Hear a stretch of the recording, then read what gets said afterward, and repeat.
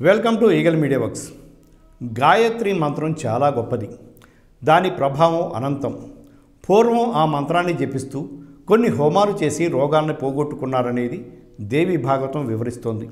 ఈ మంత్ర జప హోమ విధానాల్ని బాగా తెలుసుకొని చేయాల్సి ఉంటుంది. మంత్రం ఇంత శక్తివంతమైనది కనుకనే ఈనాటికి చాలా చోట్ల దీని మహత్యం ప్రచారంలో వినిపిస్తోంది. విశ్వామిత్రుడు గాయత్రి మంత్రం వల్ల చేకూరే ప్రయోజనాలని దేవి భాగవతం 11వ స్కందంలో వివరించి చెప్పారు.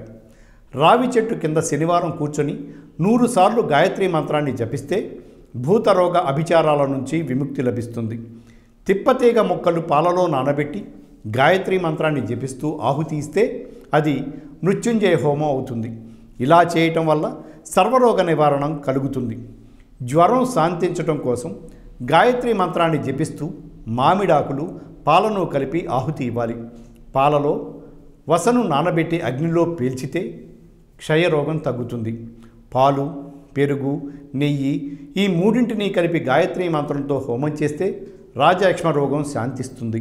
క్షీరాన్నాన్ని గాయత్రి మంత్రాన్ని జపిస్తూ ఆహుతి ఇచ్చి సూర్యునికి నివేదించి దాన్ని రాజయక్ష్మ రోగికి తినిపిస్తే బాధ తగ్గుతుంది. సోమలతను కణుపుల వరకు తుంచి ఆ మొక్కలను అమావాస్య నాడు పాలతో కలిపి ఆహుతి ఇస్తే క్షయవ్యాధి నివారణ అవుతుంది. శంఖవృక్షపు పూలను గాయత్రి మంత్రాన్ని జపిస్తూ ప్రేల్చితే కుష్ఠరోగం తొలగిపోతుంది.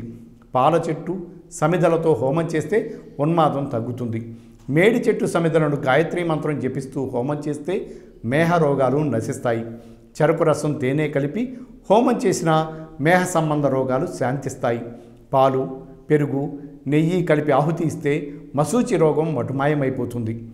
కపిలగోవు నెయ్యిని ప్రేల్చిన మశూచి తొలగిపోతుంది. మేడి, మర్రి, రావి సమిధలను ప్రేల్చితే ఆవులు, గుర్రాలు, ఏనుగులకు సంబంధించిన రోగాలు దూరమవుతాయి. జమ్మి సమిధలను పాలు, నెయ్యితో కలిపి 200 సార్లు గాయత్రి మంత్రంతో ఆవాహనం చేస్తే చీమలు తదితరాల వల్ల కలిగే కష్ట నష్టాలు తొలగిపోతాయి. దీనివల్ల ఇంట్లో శాంతి నెలకొంటుంది. ఈ హోమం తర్వాత అన్నాన్ని బలిగా చేయాలి. మట్టి బిడ్డను 100 సార్లు గాయత్రితో అభిమంత్రించి ఏ దిశకు విసిరితే ఆ దిశ నుంచి కలిగే అగ్ని భయం, గాలి భయం, దొంగల భయం నశిస్తాయి. దర్భను తాగి గాయత్రిని జపిస్తే భూత రోగాల నుంచి విముక్తి లభిస్తుంది. గాయత్రి మంత్రజలాన్ని తాగినా ఇదే ఫలితం కలుగుతుంది. భూత శాంతికి 100 సార్లు గాయత్రి మంత్రంతో భస్మాన్ని అభిమంత్రించి ఆ తరువాత దాన్ని నొసటున ధరించాలి. అలాంటి వారికి భూత శాంతితో పాటు వ్యాధుల నుంచి విముక్తి కలుగుతుంది. గాయత్రి మంత్రంతో చక్కగా విచ్చిన పూలను తెచ్చి అగ్నిలో హోమం చేస్తే పుష్టి, కలిమి కలుగుతాయి. ఎర్ర కమలాలను గాయత్రి మంత్రంతో వ్రేల్చితే ధనప్రాప్తి కలుగుతుంది. అన్నాన్ని హోమం చేసినా సంపదలు కలుగుతాయి. మారేడు సమిధలను కానీ, ఫలపుష్పాలను కానీ, మారేడు వేళ్లను కానీ హోమం చేసిన వారింట సిరి సంపదలు తొలతూగుతుంటాయి.